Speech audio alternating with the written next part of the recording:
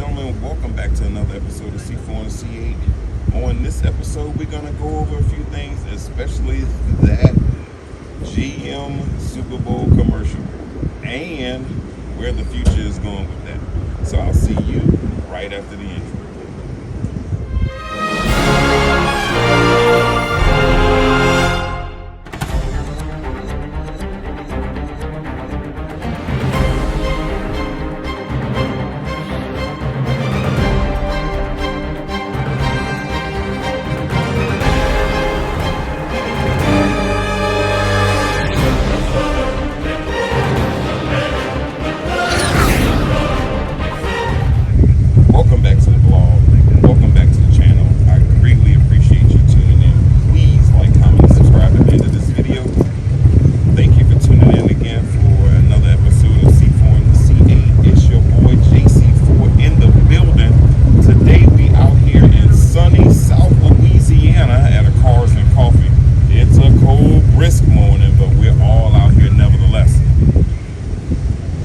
Episode, we're going to go over a few different things while the cars are going on here behind me.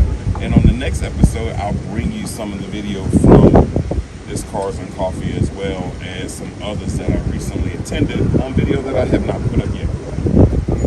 But first, before we get into all that, please allow me to say thank you to my 200 subscribers. I just crossed that threshold. I greatly appreciate you guys. And over 18,000 views. Thank you, thank you, thank you. When I tell you it's motivation, because, whew, Lord, being the writer, director, producer, and the talent to get these videos out to you is a lot of work, especially when it comes down to editing. So I do greatly appreciate you tuning in. And please, if you are not a subscriber, hit that subscribe button. It doesn't cost you anything. Now, on the last video, I told you guys that I was going to show you some video from when my first service went in on my C8 at the dealership. I reviewed the video, and I'll be perfectly honest with you, there's nothing there. It didn't show anything other than the car being moved from bay to bay, and I think there was a small conversation, and the person who was driving from station to station just tuned in his favorite radio station. And how I know he tuned it in is because it's not one that I already had programmed. But that's okay, I'm all right with it. So it didn't catch anything. But did you guys catch this video over here? It's GM's Super Bowl commercial. Let's talk about that a little bit. During that Super Bowl commercial, GM made an announcement at the end of this commercial. If you haven't seen it yet, I'll put a link in the description below.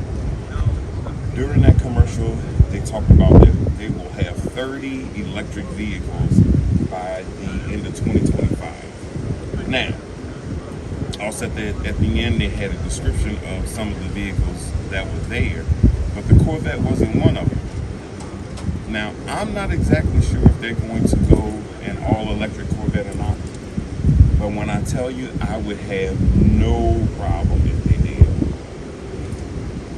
Right now, the fastest production vehicle that exists, I believe, is the Tesla Model S Plaid.